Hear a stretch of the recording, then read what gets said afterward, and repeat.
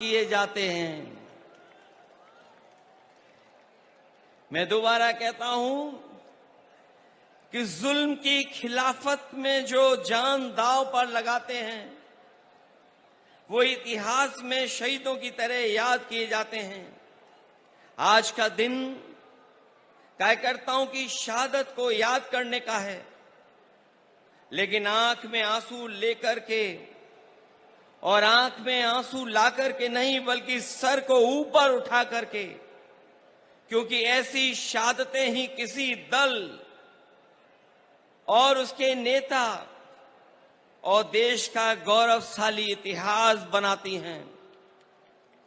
ये हर किसी पार्टी के सौभाग्य नहीं होता, ऐसा हर दल के लिए सौभाग्य नहीं बनता जिसे ऐसे जान देने वाले वर्कर्स मिलते हों। मुझे इस बात की प्रसन्नता है कि आदरणीय दीदी के पास ऐसे वर्कर हैं जो अपनी जान भी दे देते हैं लेकिन परवाह नहीं करते हैं।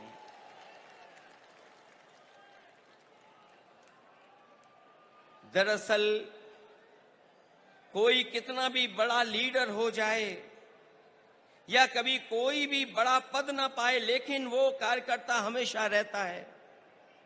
कार्यकर्ता सबसे छोटा नहीं, सबसे बड़ा होता है। कार्यकर्ता ही किसी दल की बुनियाद होता है। वर्कर ही हमारे पार्टी की बुनियाद में होता है। उसी की शहादत अगर ये बताती है कि वो पार्टी के प्रति कितना वफादार था, तो पार्टी द्वारा उसको याद करना बताता है कि पार्टी के दिल में उसके लिए कितनी ऊंची जगह है। आज जो आप लोग इकट्ठे हैं या मैं आकर के आपके बीच में खड़ा हूं, वो याद दिला रहा है, बता रहा है कि दीदी के दिल में एक एक कार्यकर्ता का सम्मान कितना है। उसको आज भी दीदी याद कर रही हैं। जिस दल का सबसे बड़ा लीडर उस दल का सबसे बड़ा वर्कर होता है, उसका वर्तमान मजबूत होता है और भविष्य और भी ज्यादा मजबूत है। पिछले चुनाव में मुझे याद है जब दीदी संघर्ष कर रही थी, आदरणीय ममता दीदी के लिए मैंने 2 लाइनें कही थी। जब वो असली लड़ाई में थी, पैर में चोट थी, वो चल नहीं पा रही थी, उसके बावजूद भी वो चुनाव प्रचार में थी। और उस समय हम लोगों ने देखा और यही कहा था कि एक अकेली लड़ जाएगी, जीतेगी और बढ़ जाएगी। जब दीदी को हम लोगों ने देखा था कि पैर में प्लास्टर बांध करके वो अपने कार्यकर्ताओं के लिए और सरकार बनाने के लिए आपसे आह्वान कर रही थी, उस समय जो वो लाइनें थीं वो उस समय भी महत्व रखती थीं। और आज जब मैं इतने बड़े कार्यकर्ताओं के बीच में आया हूं तो मैं उन लाइनों को दोबारा कहता हूं कि एक अकेले लड़ जाएगी, जीतेगी और बढ़ जाएगी। उस समय भी हमारा मतलब ये नहीं था कि दीदी अकेले लड़ रही हैं, तब भी हमारा मतलब यही था कि दीदी अपने कार्यकर्ताओं के साथ जान हथेली पर लेकर के एक होकर के लड़ रही हैं। ऐसे कम नेता होते हैं जो अपनी जान हथेली पर रख करके लड़ते हों और उनका साथ इतनी बड़ी संख्या में लोगों ने देने का काम किया है। वर्कर किसी व्यक्ति का नाम नहीं होता है, बल्कि एक विचारधारा में विश्वास रखने चलने का नाम होता है। हालतों को बदलने के लिए मर मिटने तक के संघर्ष का नाम होता है। क्योंकि एक बार पॉलिटिकल वर्कर जब खड़ा हो गया साथ, तो वो जीवन भर उस पार्टी के साथ खड़ा होता है। मैं ऐसे कार्यकर्ताओं को धन्यवाद और आभार प्रकट करूंगा कि जो दीदी के साथ जब शुरुआती संघर्ष किया होगा, उस दिन से आज तक उनके साथ खड़ा दिखाई दे रहा है, उनके साथ संघर्ष करता हुआ दिखाई दे रहा है।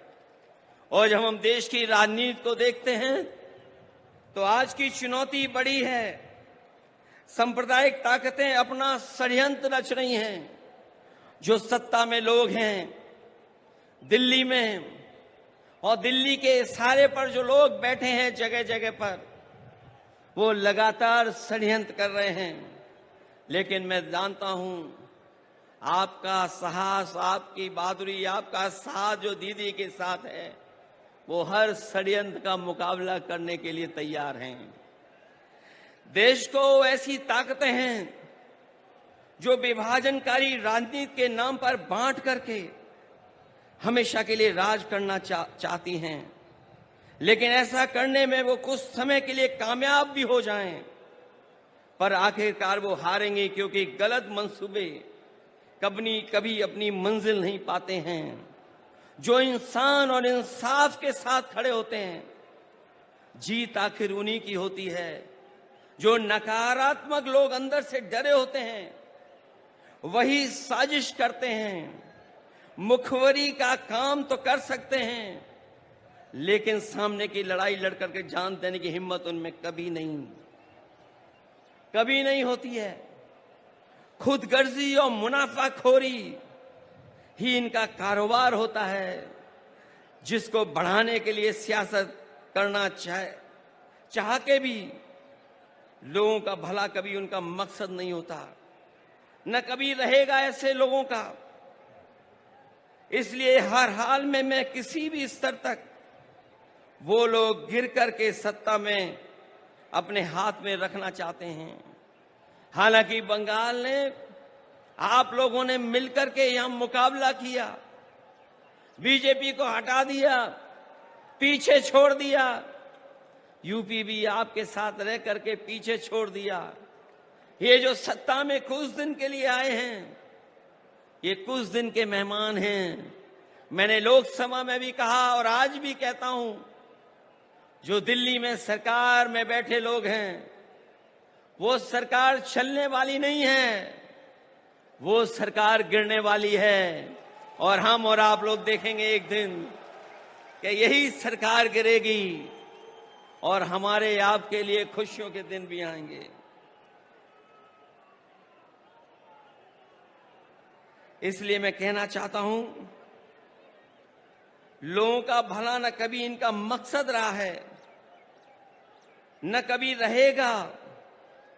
इसलिए हर हाल में किसी भी स्तर तक गिरकर सत्ता अपने हाथ में रखना चाहते हैं।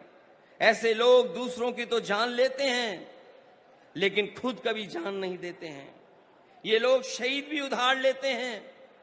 अगर इनका इतिहास उठा करके देखेंगे षड्यंत्रकारी लोगों का, ये लोग शहीद भी उधार लेते हैं, दूसरों के महापुरुषों को अपना बताने का षड्यंत्र करते हैं, क्योंकि नकारात्मक लोगों के पास अपने महापुरुष नहीं होते, न इनके पास गुरुदेव होते हैं, न नेताजी होते हैं। जो लोग इंसानियत को बांटते हैं, उनके बीच कोई महापुरुष भी कैसे बन सकता है, कैसे आ सकता है? महापुरुष होने की पहली शर्त यही है कि उसके दिल में इंसानियत धड़कती हो और जो सच के साथ देने के लिए कोई भी कीमत चुकाने को तैयार रहता हो। ऐसी हिम्मत और हौसला नकारात्मक राजनीति करने वालों में न कभी रहा है और न कभी रहेगा। जब जब जनता जागरूक होती है, ऐसे लोगों में खलबली मच जाती है। इनके झूठे प्रचार और जुमलों की कलई खुदने लगती है और ये भी हताश होकर के आपस में लड़ने लगते हैं। जो लोग नकारात्मक ताकतें आखिर में अपने अंदर ही कलह से खत्म होती हैं। आज देश जाग उठा है, ऐसी ताकतों को पैर उखाड़ना शुरू हो गए हैं। हम और आप लोग मिलकर के निगेटिव पॉलिटिक्स नहीं करते हैं, हम और आप लोग मिलकर के पॉजिटिव पॉलिटिक्स करते हैं। और पॉजिटिव पॉलिटिक्स का वक्त आने वाला है, और वही वक्त आएगा जब लोगों के जीवन में बदलाव आएगा। हम सब लोग मिलकर के देश को बचाने के लिए, संविधान को बचाने के लिए, भाईचारा को बचाने के लिए हम सबको एक होना है और एकजुट रह करके इनका मुकाबला करना है। इसलिए आज यहां आए हर समर्पित कार्यकर्ता, से मैं आखिर में यही कहना चाहूंगा कि आपका नेता, आपकी नेता बहुत बड़ी नेता हैं। उन्होंने लड़ करके, संघर्ष कर करके, अपनी जान को जोखिम में डाल करके इस दल को, इस पार्टी को आपका साथ लेकर के यहां पहुंचाया है और दूर तक जाना है। इसलिए जिस तरीके से आपने हमेशा उनके संघर्ष में साथ दिया है, मुझे पूरी उम्मीद है कि आप लोग साथ देंगे। और मैं आज के दिन जब अपने शहीद कार्यकर्ताओं के साथ याद करते हुए यहां आप खड़े हैं, मैं आपको भरोसा दिलाता हूं कि हम लोग भी आपका हमेशा हमेशा साथ देंगे। जो लड़ाई आने वाले समय में होने जा रही है, उसमें हम आपके साथ खड़े दिखाई देंगे। मैं आखिरी में आप लोगों के बीच में उन बातों को कहना चाहता हूं, एक एक कार्यकर्ता के लिए कहना चाहता हूं कि हिम्मत को बनाना हथियार और असूलों को बुनियाद रखना, अपने हौसलों को हौसला देने के लिए अपने शहीदों को हमेशा याद रखना। ऐसे कम लोग होते हैं जो अपने शहीद कार्यकर्ताओं को हमेशा याद रखते हैं। और आपका दल, आपकी नेता ऐसी है जो कार्यकर्ता को न केवल सम्मान देती है, बल्कि जो हमारे बीच में नहीं रहे हैं, वर्षों वर्ष गुजर गए हैं, लेकिन आज भी उन कार्यकर्ताओं के प्रति वही प्यार और सम्मान है। इसलिए मैं ऐसे नेता का धन्यवाद देता हूं, ऐसी पार्टी को बधाई देता हूं कि ऐसे कार्यक्रम में उन्होंने मुझे बुला करके मुझे अपने कार्यकर्ताओं से परिचय कराने का काम किया है। मैं इन्हीं शब्दों के साथ आप सबका बहुत बहुत धन्यवाद देता हूं, आभार प्रकट करता हूं और दीदी का विशेष धन्यवाद दूंगा और उनके साथियों का जिन्होंने मुझे बुला करके इस मौके पर आपसे मिलने का मौका दिया है। इस लड़ाई में हम आपके साथ हैं। बहुत बहुत धन्यवाद और बहुत बहुत आभार प्रकट करता हूं। बहुत बहुत धन्यवाद अखिलेश जी को हमारे ऐतिहासिक समावेश में आके इतने अच्छे सुंदर भाषण देने के लिए। मैं এখন আমি অনুরোধ করব প্রখ্যাত সঙ্গীত শিল্পী নচিকেতাকে তার সঙ্গীত পরিবেশন করার জন্য।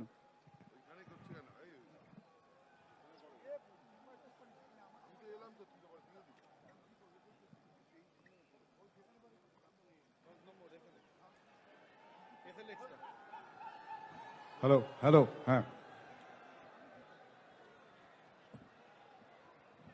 আমি একটা নতুন গান শোনাবো, গাইবো। হয়তো তোমারই জন্যে, হয়তো তোমারই জন্যে নেমেছি জন অরণ্যে, বদলে দেববোস বদলে যায়নি যেন বন্যে, এখনো মাথাটা ছা। তুমি চাইলে স্বপ্নপুর, এদিকে জ্বলছে মণিপুর।